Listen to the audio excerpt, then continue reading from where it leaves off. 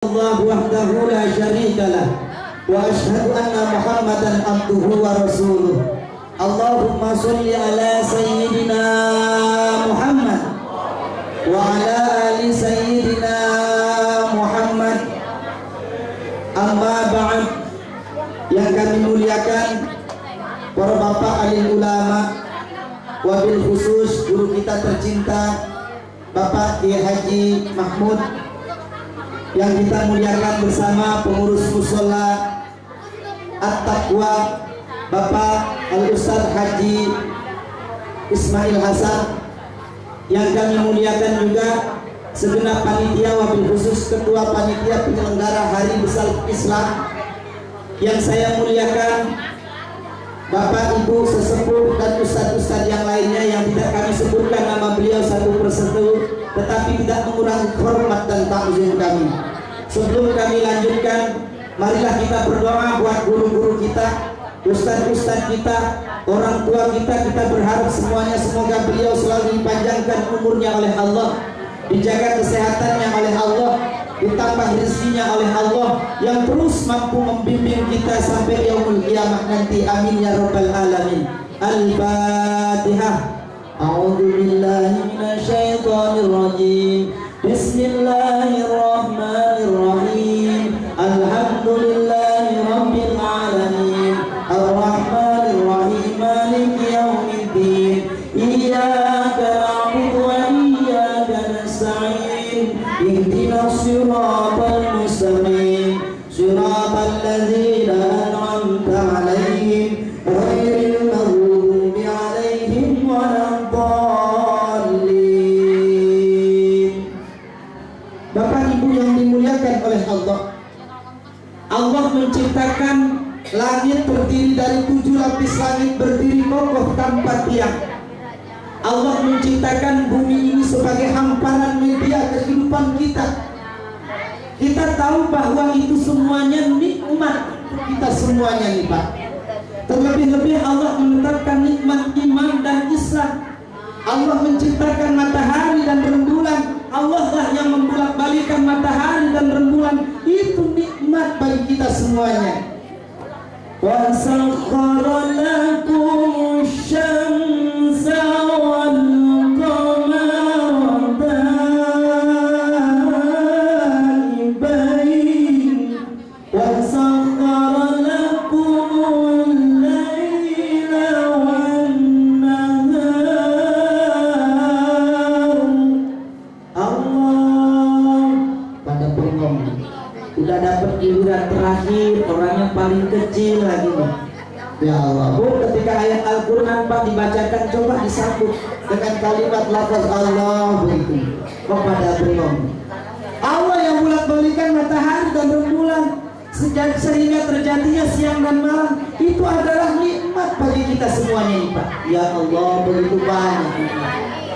Sampai Allah menawarkan kembali di dalam Al-Quran, wa atakum wa ansakum min kulli ma sa'altum.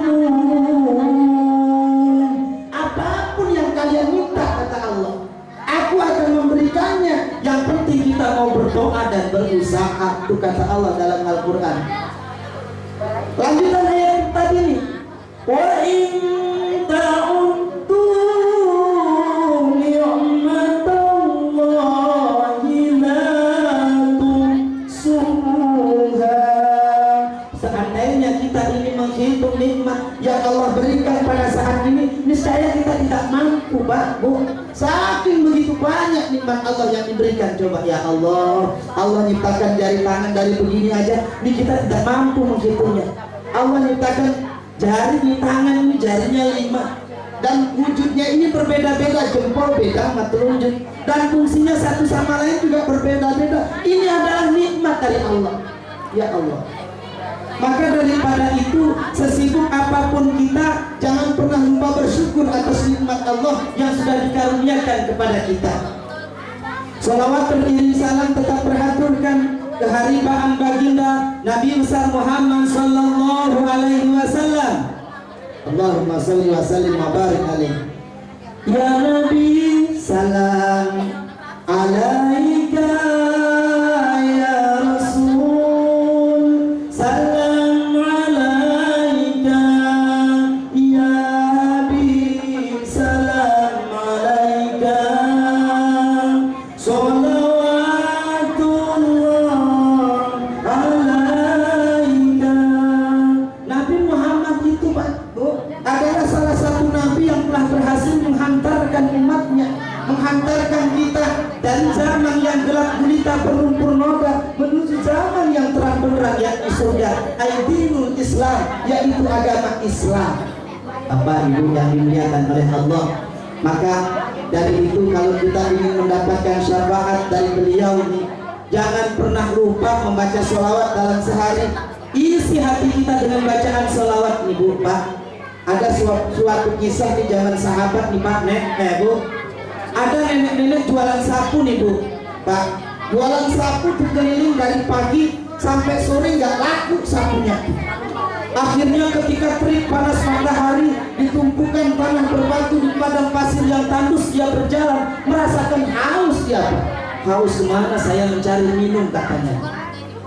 Akhirnya dia berjalan mendengar iring-iringan orang baca sholawat. Dia datang sebuah musola, sampai di musola orang berbaca sholawat itu berhenti ngaji. Akhirnya ada majelis seperti ini. Ketika dia meneguk air keran diminum sama tuh nenek yang haus, seorang ustadz bilang nih kepada santrinya, kepada jamaahnya, barang siapa menyiapkan makanan dan hidangan di rumahnya dan memanggil untuk orang membaca sholawat, nanti bersama Abu Bakar masuk ke dalam surga. Para donatur jangan khawatir nih, pada saat ini tadi sudah dibacakan sholawat, kita sudah nyumbang untuk makanan pada saat ini, acara ini ditungguin sama Abu Bakar untuk masuk surga. Amin ya Rabbal. Ini nenek saking senengnya Bu mendengar ucapan sang ustaz, pulang ke rumahnya nyari duit nggak dapet, bajunya yang bagus diambil dibawa ke pasar. Setelah dapat duit diberikan makanan, dia lari ke rumahnya, jalan lagi ke rumahnya, keluar makanan sudah di dalam seperti ini, ada kue, ada minuman, dia undang-undang depan rumahnya. Siapa yang mau masuk ke rumah saya? Saya sudah siapkan makanan yang minuman yang enak. Saya ingin masuk bersama Abu Bakar ke dalam surga. Siapa yang mau masuk membaca selawat ke dalam rumah saya? Ditungguin dari pagi Bu Pak sampai sore, gak ada yang mau masuk Pak. Duhur dia sholat asar, masuk ke rumahnya, duhur sholat duhur, keluar lagi undang-undang sampai asar, nggak ada yang mau masuk lagi untuk membaca sholawat sampai maghrib ketika azan berkumandang, hayya 'alas shalah.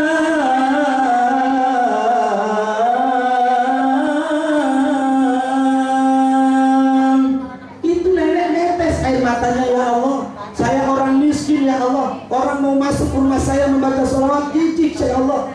Saya sudah mempersiapkan hidangan semampu saya ya Allah untuk orang membaca sholawat ke dalam rumah saya, tetapi tidak ada yang mau masuk. Saya ingin masuk surga bersama Abu Bakar. Masuk tuh nenek melaksanakan sholat maghrib. Selesai sholat maghrib tuh nenek, assalamualaikum warahmatullahi, assalamualaikum warahmatullahi wabarakatuh. Assalamualaikum, dibukakan pintu ya Allah. Ada dua pemuda gantengnya kayak Ustaz Opan.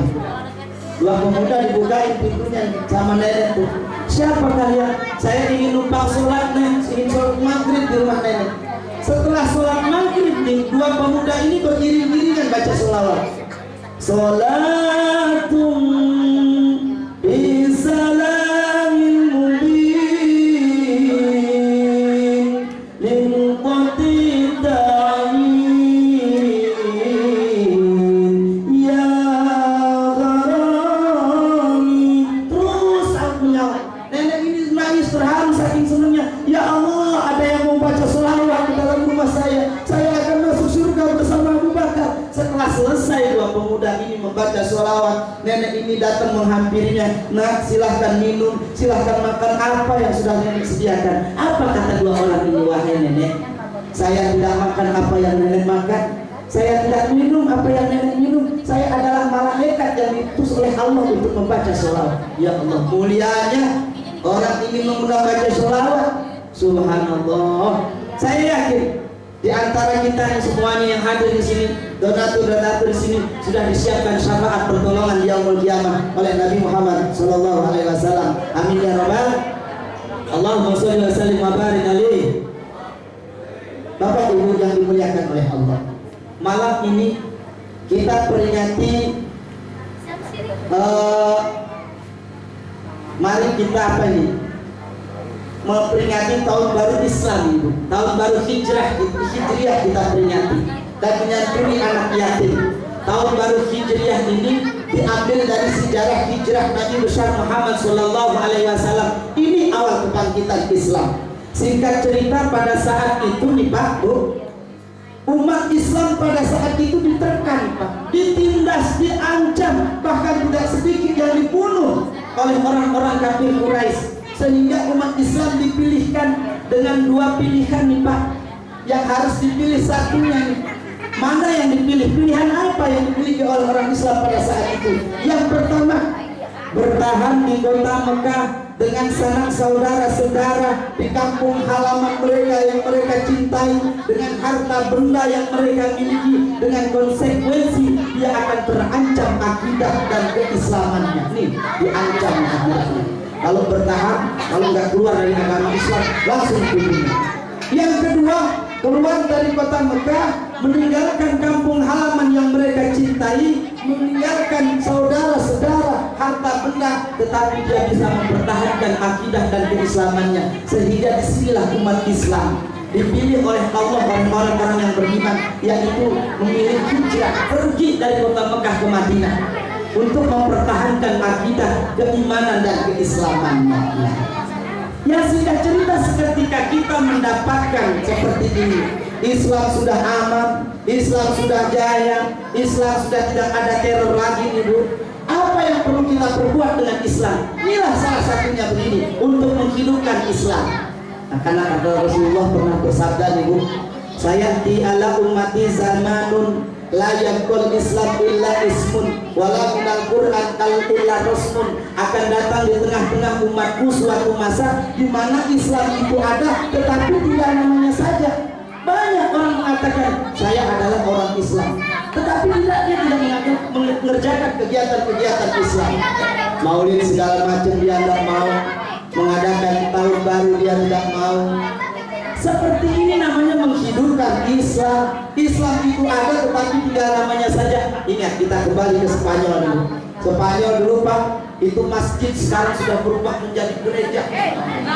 Karena apa? Karena tidak ada kegiatan seperti ini. Itu loh bapak saya yang jadi ustaz, itu loh saudara saya yang jadi kiai. Tidak ada generasi penerus untuk menjadi ustaz. Tapi alhamdulillah di sini. Tadi kita lihat lantunan bacaan ayat Al-Qur'annya, puitisasinya, doa-doa hariannya. Sekarang saya tanya, Ibu seneng nggak dengan bacaan putra putrinya tadi Bu?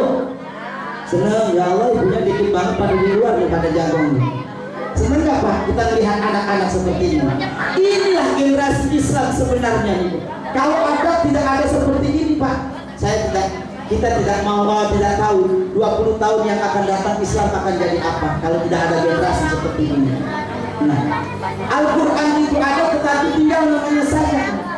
Hampir seperti di Indonesia ini. Kita coba lihat di rumah-rumah kita, jajan Al-Quran, bahkan di musola masjid-masjid di seluruh Indonesia sampai ke pelosok desa. Mas Al-Quran jajan Pak, nggak ada yang mau baca kecuali bulan suci Ramadan. Beda dengan musola ini, tetapi insya Allah di sini tiap hari ada yang baca Al-Quran.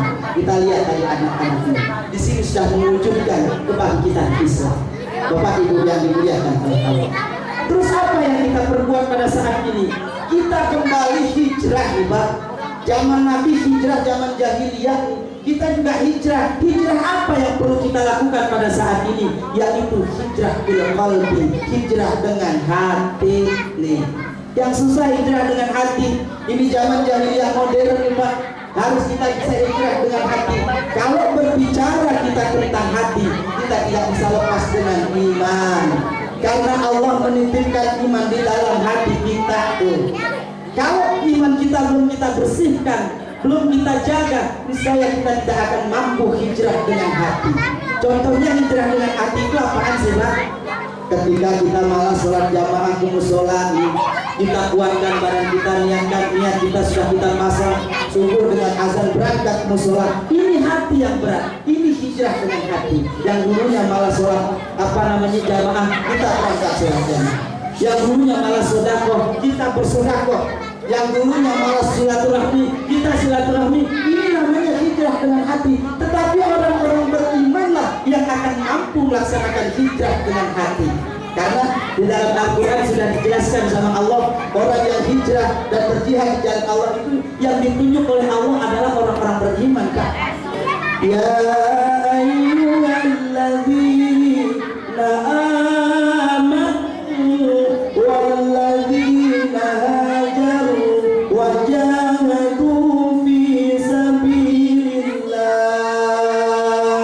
Allah ulaika yarjuna rahmatallah wallahu ghafurur rahim.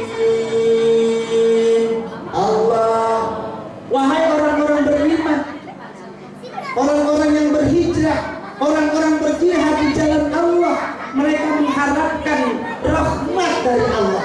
Sekarang ada Pak mengataskan namanya dia orang beriman, orang Islam, ingin meninggikan Islam, ingin membentuk negara Islam di Indonesia. Oh, nggak bisa, karena ini adalah negara hukum. Salah jalannya dia. Betul orang Islam dia. Akhirnya nih Pak, dengan semangatnya saya harus hijrah nih. Dengan hijrah bagaimana caranya? Saya harus membangkitkan Islam kembali di Indonesia. Saya harus mendirikan negara Islam di Indonesia. Akhirnya Pak, ngebom. No, kampung saya kemarin tahun berapa tuh? Setelah itu pertama bom Bali itu diporak-porandakan. Padahal orang hijrah dan berjihad di jalan Allah tujuannya adalah untuk mendapatkan rahmat dari Allah. Bapak, ketika bom Bali pertama tuh Pak, ribuan orang Islam diusir dari Bali Pak. Yang nyari makan diusir dari Bali. Sama gubernur Bali dikembalikan, akhirnya gubernur Bali sama bupati Banyuwangi berantem. Ini orang siapa? Orang Islam yang mengatasnamakan orang Islam, mengatasnamakan dia mempunyai iman, berjihad, ingin membangkitkan Islam, malah menghancurkan Islam. Awas, salah jalan. Salah jalan putra putri kita, awas Pak. Ingat, sekarang banyak sekali aliran-aliran yang seperti itu, mengatasnamakan dia orang Islam, berjihad di jalan Allah, ingin berhijrah menghidupkan Islam kembali, ngebom, neror di mana-mana. Mana? Padahal kan ulaika yarjuna rahmatallah tujuannya. Orang berjihad, orang berhijrah waktu zaman Nabi besar Muhammad SAW untuk mendapatkan rahmat dari Allah. Mungkin di antara Bapak ada pertanyaan dalam hatinya, sekarang kita berjihad di jalan Allah, bagaimana caranya? Hijrah